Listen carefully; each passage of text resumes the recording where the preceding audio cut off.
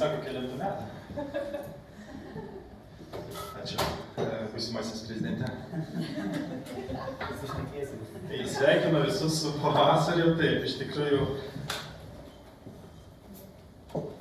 žiemą išgyvenom, jau netrukus, taip teisingai, pozityvus požiūris, netrukus pradės šviesti saulutę, nesinorės dirbti.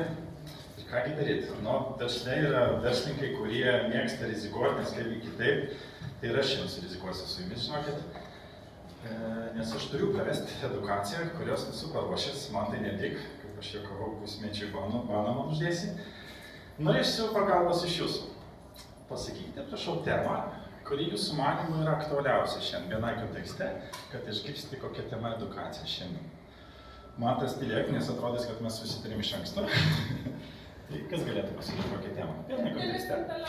Dirbtinis intelektas, pritaikymas versle, pavyzdžiui, ne? Tiesiog. Nepasakinėjau. Žinai, nepasakinėjau. Taip. Tai, kad liktų daugiau magijos, aš paspausiu. Jūs jau taip nematot, gerai. Paspausiu Enter ir išjungsiu ekraną. Dabar vyksta magija, aišku, ne tokia kokybiška, kaip daro mūsų šiandieninis svečias Antonas. Ir kaip jūs manat, ar dirbtinis intelektas, gerai, pakeis žmonės, darbuotojus, profesionalus? Taip. Pavyzdžiui, man edukacijos koordinatorė pakeis. Galėtų. O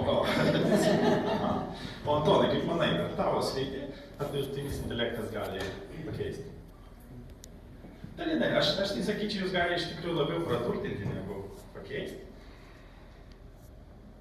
Kaip ir magija būna tas momentas, kai reikia atkreipti dėmesį jūsų. Aš tai nesu magijas, dėl to aš čia darau daug klaidų, bet kaip sakiau, aš rizikuoju.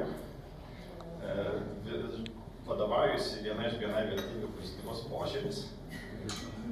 Ir tikiuosi, kad viskas bus gerai. Jeigu gerai nebus, tai žinau, kad auditorija sava man viską atleis, bet jeigu bus gerai. Taip, grįžtam prie ar dirbtinis intelektas pakeis mus. Yra populiarus posakis, kad dirbtinis intelektas pakeis ne žmonės, bet pakeis žmonės, kurie jo nesinaudoja. Tai aš jums šiandien bandau parodyti magiją, tai vat kaip pradės šviesti saulutė šį pavasarį ir jums reikės ruošti edukaciją, man tai ypač klausykis, čia tau bandau pagelbėti. Ir neturėsit laiko ar noro, tai jau yra rinkoje tam tikri magiški įrankiai, kurie gali jums padėti. Aš jau akyse čia matau, ta magija gimsta, man jau darosi ramiau. Paspaudžiau porą mygtukų.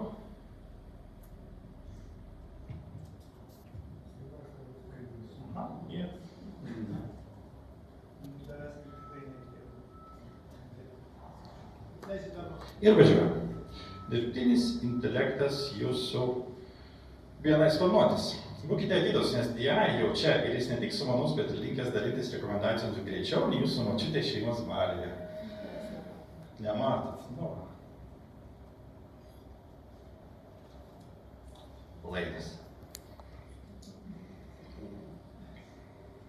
Išminto matyti. Čia nebuvo suplanuota.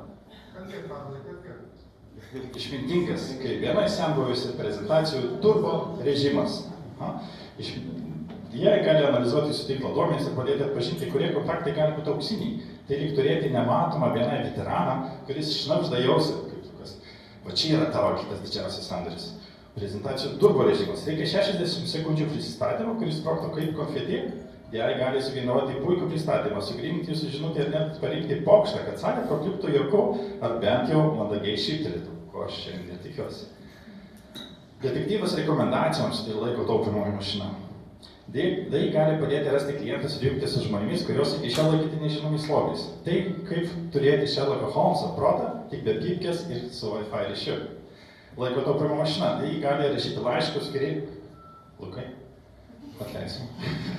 Nesuplanuoti jūsų socialinių tinklų įrašus, kurius mėgausitės kava, jis jau dirba. Tai tik turėti nematomą asistentą, kuris niekada neprašo atostogų.